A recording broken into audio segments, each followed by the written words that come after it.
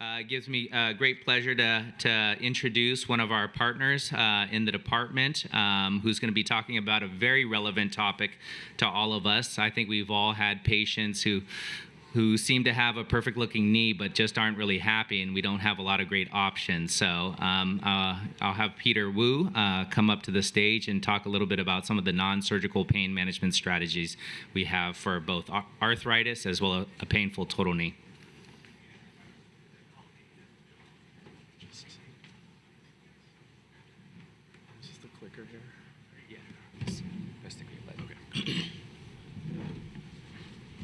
Well, thank you very much for having me at this course, and I hope everyone is enjoying it so far. My name is Peter Wu. I'm one of the physiatrists within orthopedic surgery. Today I'll be talking about non-surgical management of refractory knee OA and or painful total joint arthroplasty. Let's see. Okay. Have no disclosures. In my talk, I'll give an overview of current guidelines for conservative management of knee OA, highlight common therapeutic agents used, review relevant ultrasound-guided injections, and provide details on several special interventions. The American Academy of Orthopaedic Surgeons recently published clinical practice guidelines for non-surgical management of knee OA in 2022. Their strength of recommendations with respect to improvement of pain, function, or quality of life were based on the quality of supporting evidence in the literature, the balance between benefits and potential harms for a positive or a negative recommendation, and reliance on expert opinion in the case of insufficient available evidence.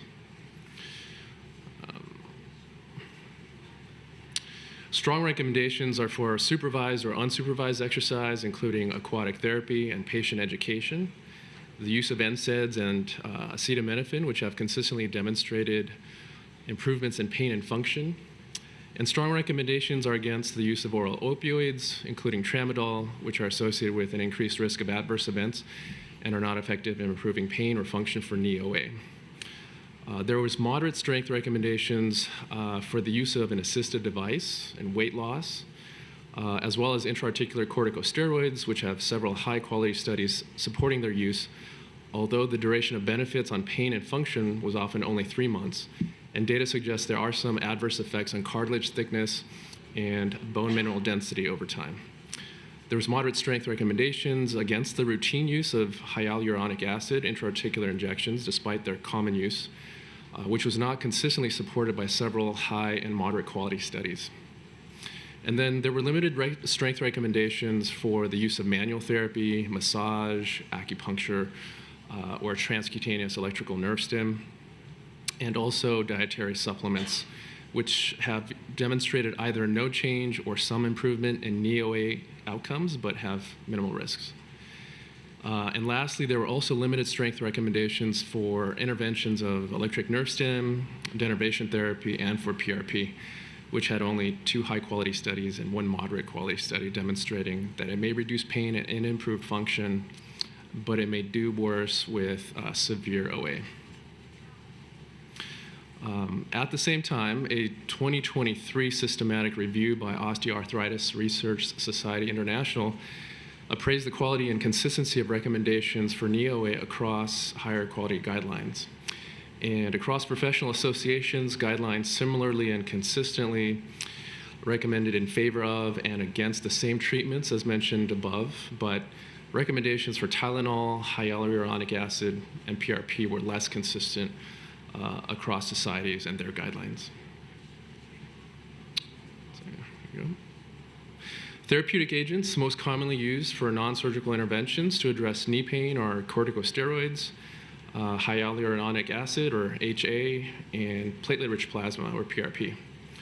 Among the most frequently used corticosteroids are triamcinolone and methylprednisolone, both of which are particulate steroids, with studies showing no significant difference between the 2 drugs in providing improvements in pain and function, and these can be sustained for up to 24 weeks. HA has been shown to have beneficial effects, facilitating the maintenance of joint lubrication, providing anti-inflammatory, analgesic, and chondroprotective effects. Among preparations, Synvisc has been the most studied with consistent results. confirming its efficacy and superiority to lower molecular weight preparations such as Hyalgen and Suparts. Euflexa has been found to be non-inferior to Synvisc in relieving pain after 12 weeks. And efficacy has not been consistently reported for other products such as Hyalgen, Orthovisc, or Durolane.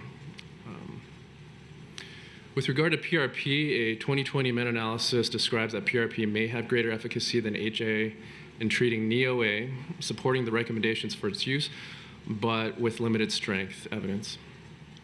There are mixed reviews on whether leukocyte concentration actually plays a significant role in patient-reported outcomes for knee OA, with a review noting that leukocyte-rich PRP may cause greater swelling and pain immediately after the injection, but ultimately doesn't significantly affect the clinical results after the injection.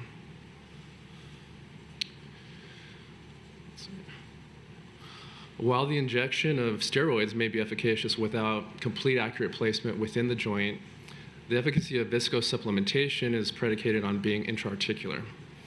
So as such, in non-surgical management, ultrasound guidance for injection of these agents into the joint and for targeting periarticular neural structures is preferred for its accuracy, ability for dynamic and real-time and interactive assessment of tissues and needle placement, safety profile with regard to ionizing radiation, and relative lower cost compared to fluoro-guided or CT-guided procedures. Among different approaches to perform a knee intra-articular injection, shown here is the preferred lateral to medial approach in plane to the ultrasound transducer, which is orientated in short axis to the quadriceps tendon, with the needle targeting the suprapatellar bursa of the synovial capsule that sits above the patella. Ultrasound-guided aspiration and steroid injection can also be performed to treat pain and tightness from a popliteal cyst related to either a meniscal injury or arthritis. And then shown here is the preferred distal to proximal approach in plane to the ultrasound transducer that's in long axis, with the needle targeting the middle of the cyst. And associated injections for the knee can also target lateral knee pain from arthritis of the proximal tibiofibular joint, which can communicate with the knee joint in up to 64% of adults and can occur in isolation or together with knee joint OA. And ultrasound-guided PES answering bursa injections have also been shown to improve knee pain and function in patients with knee OA or after knee replacement who have concomitant PES answering bursitis or tendonitis. More recently, interest has grown in using ultrasound-guided genicular nerve blocks to manage pain from chronic knee OA. The classic anatomic targets that we use are the superior medial, the superior lateral, and the inferior medial genicular nerves, reported by Choi and colleagues, which provide sensory innervation to the anterior knee. A 2022 systematic review of studies targeting the genicular nerves with the use of either local anesthetic and/or corticosteroids or alcohol showed they were able to provide sustained improvements in pain and function up to 6 months, regardless of the choice of the agent. Genicular nerve blocks has further been reported to provide postoperative analgesia after total knee arthroplasty. However, the heterogeneity of the study designs and the only fair quality of evidence limit the strength of recommendation for routine application of this approach. Related to this, there's increasing use of genicular nerve RFA to reduce chronic pain from knee OA. This treatment involves partial sensory denervation of the joint capsule through targeted delivery of high-frequency alternating current to these genicular nerves, causing tissue heating and neural denaturation, and thereby decreasing nociceptive signaling. The genicular nerves are targeted using fluoro guidance to place an electrode tip in close proximity to these nerves at the periosteal junction areas between the shaft of the femur or the tibia and the condyle. There's moderate quality evidence that fluoroscopically guided genicular nerve RFA is effective for reducing knee pain up to a minimum of 6 months. And several RCTs have found the superiority of genicular nerve RFA compared to intra-articular steroid, viscosupplementation and oral analgesics in terms of pain reduction between 1 to 6 months after treatment. There's mixed evidence for genicular nerve RFA showing that it's less effective in the cases of severe knee OA consistent with KL grade 4. And there's accumulating evidence suggesting that prognostic genicular nerve blocks actually provide minimal predictive value for subsequent success with a RFA procedure. Genicular nerve RFA is also emerging as a treatment option for persistent post-surgical pain after a knee replacement, with limited existing studies noting that it can provide improvement in pain after a replacement up to 3 months without major complications. The risk profile for genicular RFA appears favorable. The majority of studies report no adverse events or minor ones such as knee swelling, bruising, or hypoesthesia. In recent years, evidence from case series and pilot studies note yet another modality for pain relief, which is peripheral nerve stimulation. It works by stimulating non-nociceptive, large diameter myelinated afferent nerve fibers to then interfere with central processing of nociceptive inputs from small diameter afferent pain fibers via the gate control theory. It's likely feasible and safe for post-operative knee pain. However, its effectiveness, especially in the long term, is still being explored. Peripheral nerve stimulation to address knee pain is focused on targeting the femoral nerve, the sciatic nerve, the saphenous, in addition to the genicular nerves, and it's been associated with reports of over 80% relief without motor or sensory deficits due to the procedure. And lastly, genicular artery embolization, or referred to as GAE, is a novel, minimally invasive treatment for pain from mild to moderate pre-surgical knee OA. Initially, GAE was used to address hemarthrosis after joint replacement, but there's been increasing interest in the last decade in its use to address pain. This procedure is based on the concept that low-grade inflammation and subsequent neoangiogenesis play a central role in knee osteoarthritis pain, and the selective embolization of abnormal hyperemic genicular arteries can disrupt this abnormal process of inflammation, neovascularity, and then sensory nerve propagation in the synovium and the joint, thought to cause pain and dysfunction.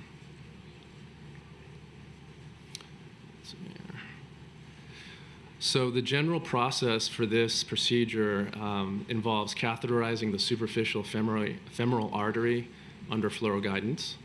Digital subtraction angiography is used to visualize the abnormal arteries corresponding to painful sites that are marked on the skin that demonstrate a blush filling upon contrast injection, which indicates the abnormal synovial hyperemia.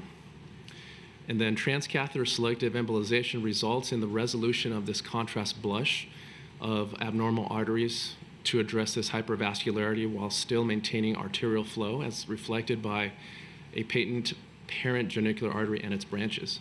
So the goal of the embolization is not complete stasis, but to get rid of this hypervascularity.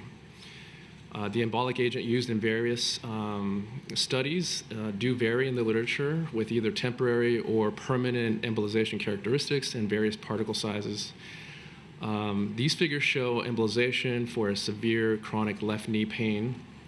Hyperemia is indicated by the red circles on the picture on the left, encircling the superior medial and the superolateral genicular arteries. And then on the right, it shows the pre and post embolization images of these arteries showing the successful suppression of the hyperemic blush after embolization. The strength of data for GAE is low. Evidence from small prospective studies suggests this treatment offers early improvement in pain and function with variable durability past 4 to 6 months and up to 12 months in some studies in patients with mild to moderate knee OA. Studies that have used whole organ MRI score either at baseline, comparing baseline to 2 years, have found significant improvement in synovitis after GAE. But data also support poorer outcomes associated with cases of GAE applied to severe OA, bone marrow lesions, and meniscal injury.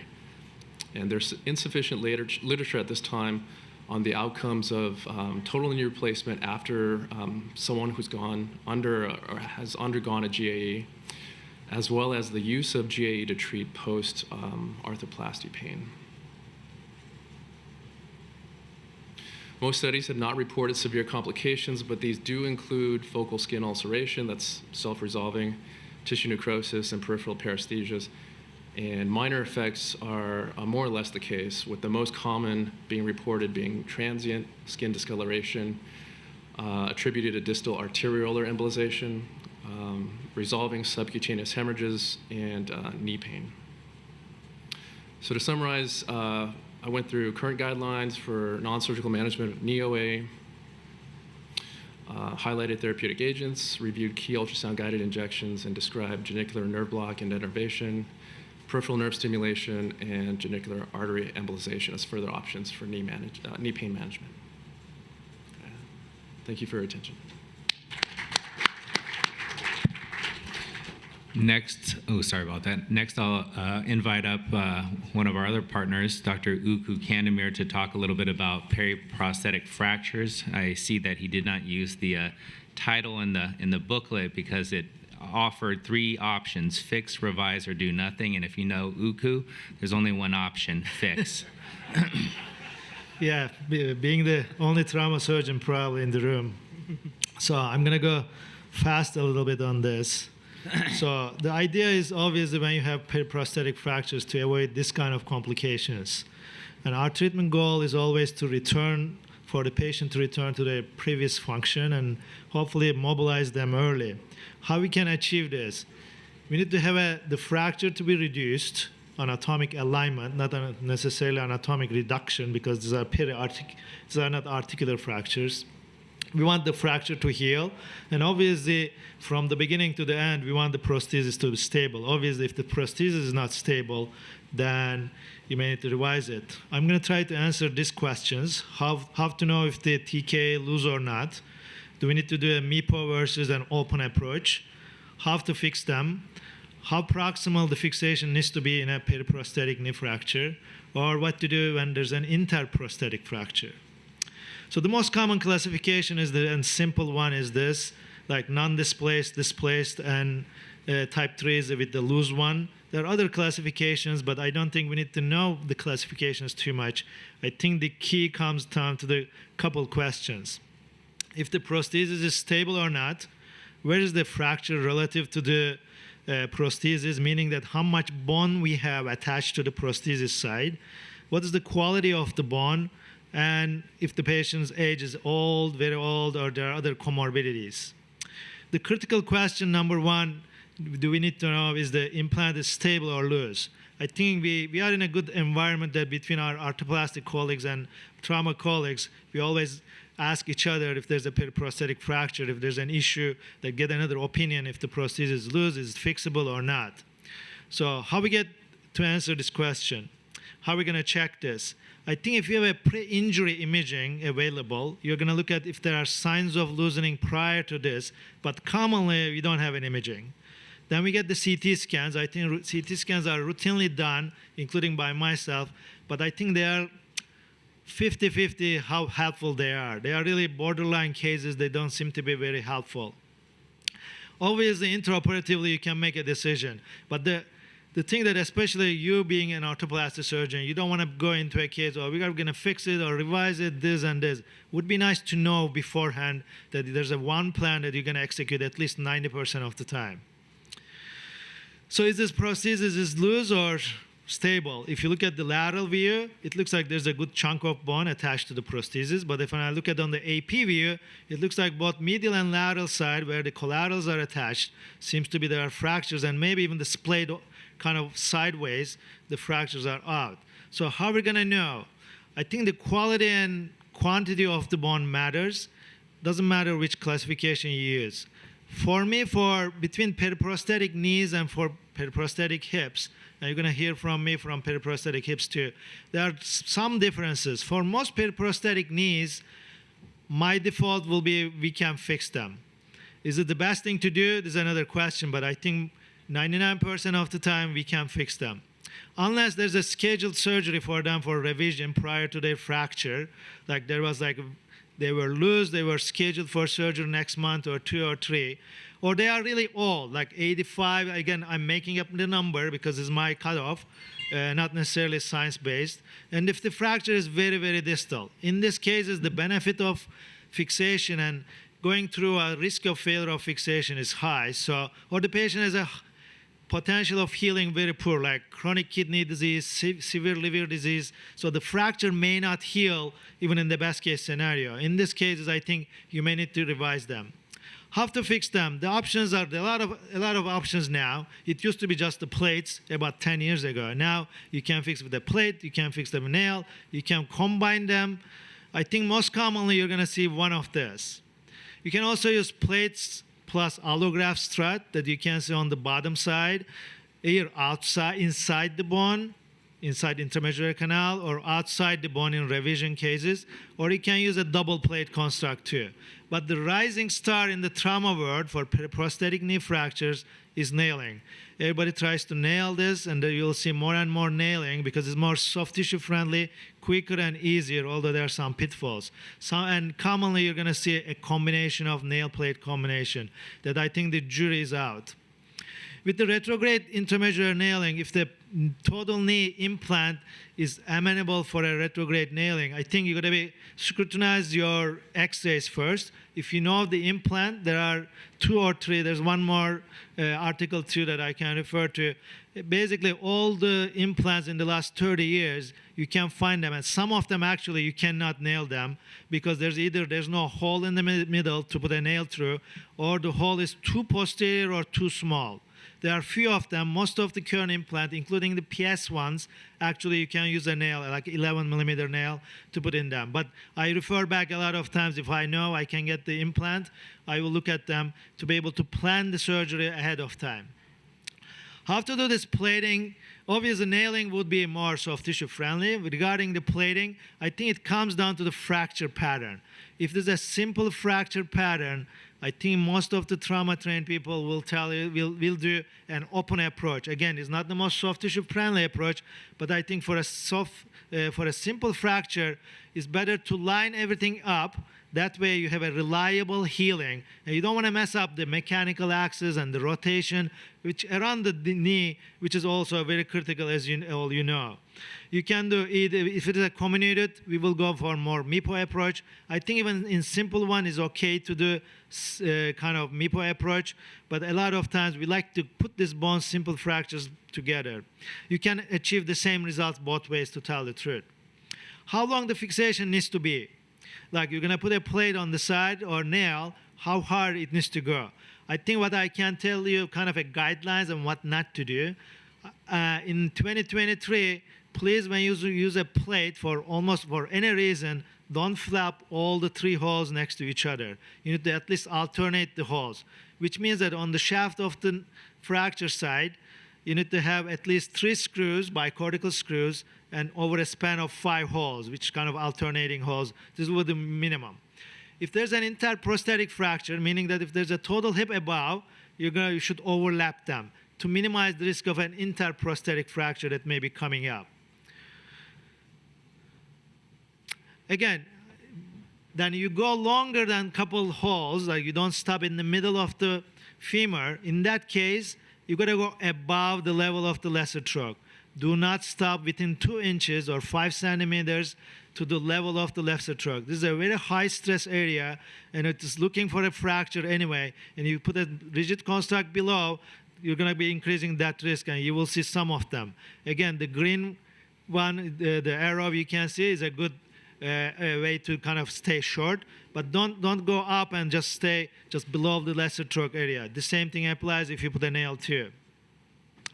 What is the advantages of intramedullary nailing? Obviously, they are minimally invasive and they are durable. They last a long time before anything fails compared to the plates. What are the disadvantages? The start site is decided for you, because wherever that implant is and the type of the implant is, that hole is what it is.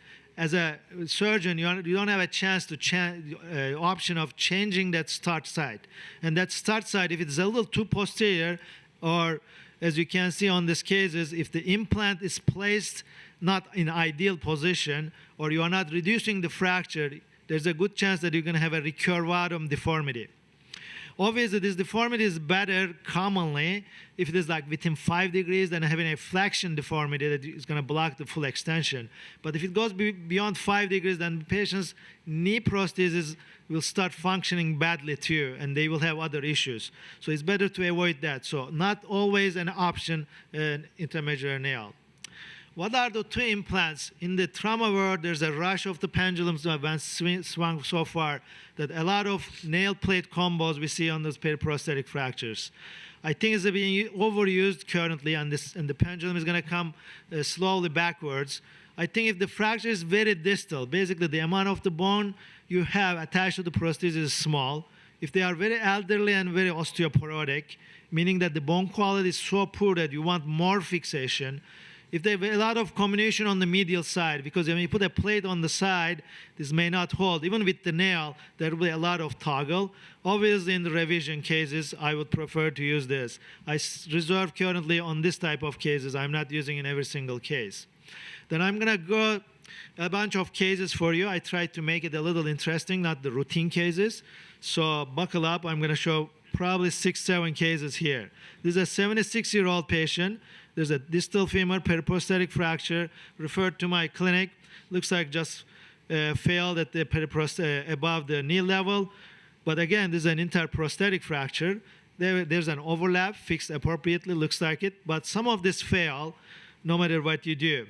The thing about this case was that in the 3D recon, there was also malrotation, which is also important. On the AP and lateral views, you may not be able to appreciate, but on a CT scan, you can appreciate that when there's malrotation, there's not much bony opposition. I think this is one of the reasons this fracture failed to heal.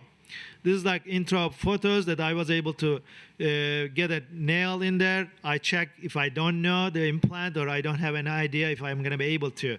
Again, sometimes it may get tricky. Even the bone cement may derail your start site. Although the implant is amenable, there may be some cement, and in the poor bone quality, it will push you more posterior. It will end up with a procurvatum deformity. This patient ended up with a plate nail construct. As you can see here, this is a 1-year follow-up. 62-year-old patient. This is a stemmed revision knee, as you can see, cemented. It broke just above it. This is kind of a little difficult problem, and it's a harder to heal fracture just at the level of where the cement is. Because when you put the cement in, part of the endosteal bone at least is being killed by the heat of the curing of the cement, right? That area is not a great area to heal, at least one side of the fracture. So in this case, I used a double implant, as you can see here. I protected the whole femur, putting another screw at the very proximal, that single screw. I know it looks nice and sexy, but I'm not sure if that single 4-5 screw protects anything, but it looks nice. As you can see in this patient, the other side is the patient has a hip fusion that most of you guys probably have never done it or may have not seen for a while, but the patient was pretty happy with the new hip fusion side too, interestingly. So another patient, 68-year-old. This is a patient that had a total knee, then a periprosthetic fracture. Again, if you look at on the lateral view, there's a lot of bone. On the AP view, there's not much of bone. And although there's a posterior osteophyte there, as you can see, there's a pretty good range of motion there that the patient didn't have an issue. As you can see, the range of motion is mostly limited by the soft tissues.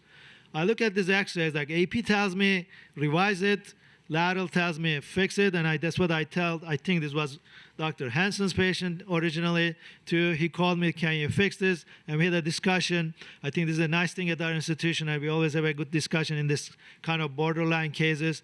I told him that I can fix it, but I'm not sure if it's gonna heal or fail. I will give 50-50 chance at best, and we're gonna tell this patient the same thing. Again, I think Eric, and I'm going to tell you about the size of the patient. So as you can see, the size of the patient is the pannus or the belly, whatever you want to call, the border relative to the pelvis and everything. And this is the lateral view.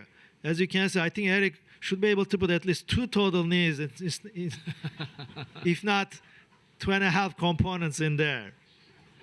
This comes into play, right? But I'm thinking, I like to fix it, obviously, I'm the trauma surgeon. But in this patient, the risk of failure is really, really high. I mean, I have an ego too, like I think I can fix everything, but the load, this fixation, whatever I put it in, is gonna be high risk of failure. And we go and talk to the patient. We told her that we're gonna give it a try, but this may not work, at least 50% of the time.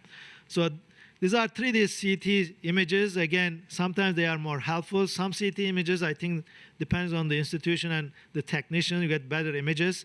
But except the lateral view, I see that all sides of it doesn't look like great. Okay, then I made a plan for this patient, and the plan was to fix it. Then I started with one plate, then I put a second plate, and I put a third implant. So she ended up with this. Is this gonna work? Questionable, right? May or may not work. As you can see, I put these yellow arrows at the size of the patient's soft tissues. The leg and the implants, although I put so much hardware, it looks still minimal in there. So I have 21-month follow-up. Currently, it's working. Again, doesn't mean that it's gonna work every single time. If I have the same patient again, I'm gonna give them the same 50-50 rates. Another patient, 48-year-old, again, with a stemmed total knee, had a fixation going up. Again, this is a wrong thing to do. Don't stop just below, within 5 centimeters of the lesser troch area. Thank God it did not fail over there. Interestingly, this patient had that basically fracture fixation failed, but over time, without breaking any implants, healed. Basically, it's a delayed, slow healing without having the hardware failure. What you're gonna do in this case scenario, as you can see, it's pretty challenging. There's a significant limb rate discrepancy due to the part of it, at least due to the bowing, and the patient kind of windswept a little bit, the other side minimal valgus, and the patient was miserable, wasn't able to kind of walk on this, to tell the truth, with like on wheelchair.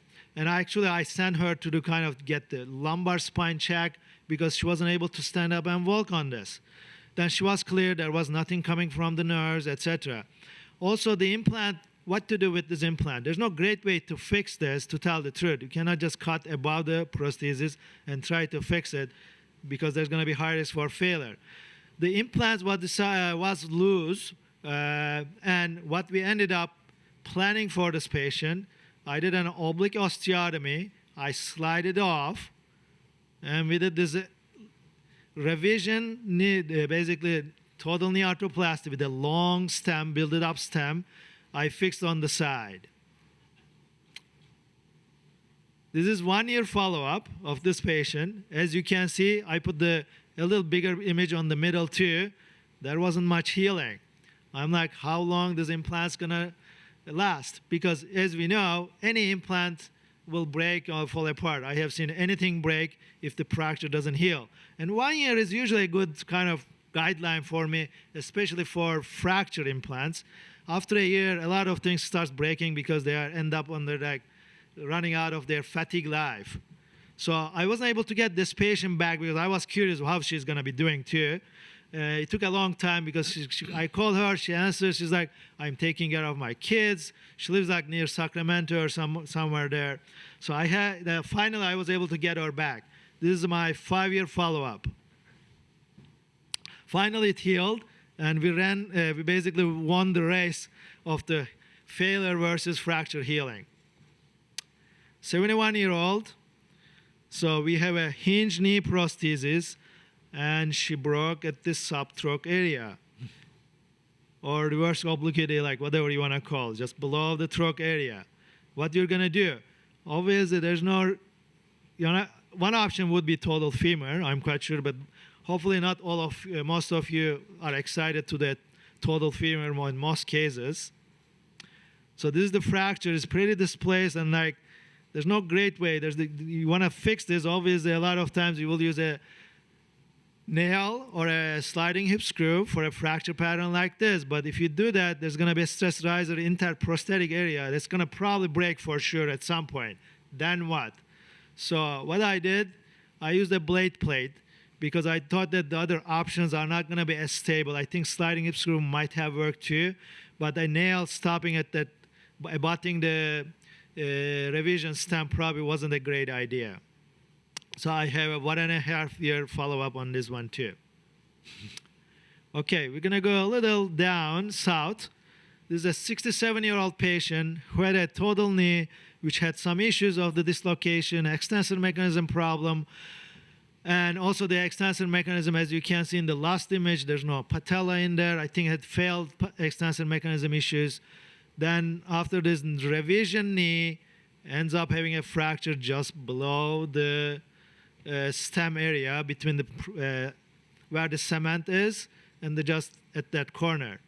There's no great options, unfortunately, for this. There's cement in there. You can revise this, obviously, with a longer stem.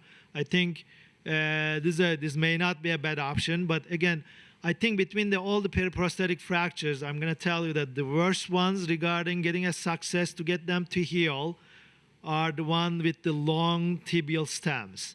If somebody has a long tibial stems and they have a fracture, I will tell you that the healing rates are the worst, and some of them get infected and they end up with amputation. And I usually tell them that too beforehand to give them the perspective. In this patient, again, there's not much bone to fix, but I elected to fix it after discussing the patient with our arthroplasty surgeon to give a try. And again, these cases are kind of extreme cases. I try to make this talk a little interesting, not the routine cases. So this patient, again, not using too much of the walking, not making too many steps, at best household ambulator, otherwise wheelchair bound because of the extensor mechanism issues too. So I fixed this with like this with a bone graft, iliac crest bone graft, BMT, and I have 14-month follow-up, currently still holding up. I won't be surprised if this fails even after this point, to tell the truth. I think this is going to be the last patient, 56-year-old. There's again, this is my worst cases, that a long stem tibia and there's a fracture below it, with or without cement. With the cement is worse, obviously. As you can see, she had a fixation outside hospital. She came to us like this, referred to our clinic. What you can do for this? They're not great options, unfortunately. As far as I know, there's no total tibias out there yet that you can change the whole tibia. So I did this. I fixed it with a lot of hardware, as you can see. I tried to fix the fibula too in this case to support the tibial fixation, basically. I tried to make as much as fixation as possible. And I have 2.5-year follow-up with this patient too. I think this was my last patient. Take-home messages. I think how much bone you have attached to the prosthesis and the quality of the bone defines what you can do, what you cannot do. Most are fixable around the knee, which is different than around the hip, that you're going to hear from me tomorrow. You can use plate, nail, or nail plate combinations. I think it's better to fix with a long construct and do not stop within 5 centimeters of the lesser trunk. Thank you. Thank you, Uku, and thanks for taking care of so many of my patients. I recognize a lot of those x-rays. Last, I will introduce Tom Barber, another one of my partners, to talk a little bit about same-day surgery and early complication management. Thanks so much. I'm here talking about same-day surgery, and first I wanted to thank Derek and Jeff for such an outstanding meeting and for inviting me here, and Eric, of course. We're going to talk about same-day total knee and hip surgery and early complications and such. You may be wondering why I'm standing up here with all this gray hair you see in the picture. You know, what is he doing talking about same-day surgery? We didn't do that back in the day. But one of the things that you have to recognize is I've been talking about length of stay since 1993. This was a 1993 JBJS article where I talked about decreasing length of stay at the Leahy Clinic. So I've been talking about it a long time, actually. Yeah, it was 17 days back in 1981, went to 9.3 days in 1990. So we've come a long way, and I just want to give you a little perspective with this gray hair. This was in Iowa, looking at length of stay from 2006 to 2012, decreasing from 4.5 days to 3.2 days. Pretty remarkable decrease. I was at Kaiser Permanente for 18 years. One of the things we did there was that I did is went over to the National Health Service to help them decrease the length of stay from 5 days to 2.5 days. So been involved in this for a long time. This is their length of stay. You notice at the same time that Leahy Clinic, that Iowa was down at 2.5 or 3 days. Here in England, they were still at 6 days. So there's a big difference, and a lot of it is cultural between locations. Well, what's happening more recently is we're seeing more same-day surgery, which is pretty remarkable when you look back at these old lengths of stay. This was an article from the Journal of Arthroplasty that showed the increase in same-day surgery going from 1% up to about 5% in 2017. Now we're up to about 30% overall in Medicare. And a question for the group, how many of you are doing a majority of your primary joints same day now? So we've got a pretty good showing here, so that's really where things are going at the moment. So what are the steps in achieving same-day surgery? How do you get there? I think there are numerous changes that we all know about. We've all talked about some of the anesthesia changes or shorter-acting spinal anesthetics, reducing fluid infusions, reducing or having regional blocks for pain control, further pain-related changes, periarticular blocks. I put in tranexamic acid here. I know this is controversial because there's no good data on this, but I truly believe that TXA reduces pain and helps people get up and around. It's more than just reducing postoperative transfusions. And also, of course, multimodal pain control consisting of Tylenol, nonsteroidals, lowers the narcotic need, as well as periarticular blocks and injections intraoperatively. Those are all important. The system changes that need to happen to get there. You need physical therapy right away. They need to be walking on it the same day, hopefully within hours. Sometimes changing them into clothes in the recovery room. People have talked a lot about that in a psychological way to getting people moving quickly. You really do need to set the preoperative expectations and really talk with patients and give them some preoperative instruction in physical therapy. And you also importantly need support for at-home patients. I remember talking to Dr. Kuhn when he was starting to do same-day total knee replacement up in Northern California and talking about how he had to hire an extra nurse just to take all the phone calls from all the patients calling in the next day with pain. So you do need some additional support, depending on the system. What that means can be different. And surgical changes. The one question that always comes up is, do you need to do a specific approach to do this? And I think early on, you have to do minimally invasive total knees to get people out the same day. Not true. You can do a standard total knee approach, get people out the same day. Do you have to do an anterior approach in the hips? No, you don't. Many posteriors work just as well as far as getting people out the same day. So I think the approach is less important than the system and processes around your patients. Some of the data, what are we looking at here? So one thing I was interested in, especially coming from UCSF, is can we do this in inner city hospitals, teaching hospitals? Is it even possible? And so one of the things, this was a nice article coming out of Denver, at an inner city hospital, a teaching hospital, able to get to same-day surgery in COVID-19 just so they can continue doing their total joint replacements. They were very successful in getting that going, and they moved from 4.5% to 100% being considered for same-day surgery. So, and I'll talk a little bit about the 100% and what that means, because really what that means is they considered 100% for it. It doesn't mean 100% did it. So let's be a little clear about that. What was the research needed? What do we need to look at? And I'll look back at some of the articles here. Number one, is it safe to do same-day surgery? That's come up every single step of the road over the last few decades that I've been involved. Is it safe to go down to 3 days length of stay? Is it safe to go down to 5-day length of stay? Now we're saying, is it safe to go down to same-day surgery? We'll talk about that and show some of the data. Are there some patient populations that are too sick or too high a risk that they shouldn't be done same day? And does the site of service really matter for ASC versus hospital, and how that matters in terms of where we're headed? So what about complications? This was a nice article from the Journal of Arthroplasty by Dr. Debbie, really looking at same-day discharges and comparing with large numbers of patients, the trends, the complications, and readmission rates.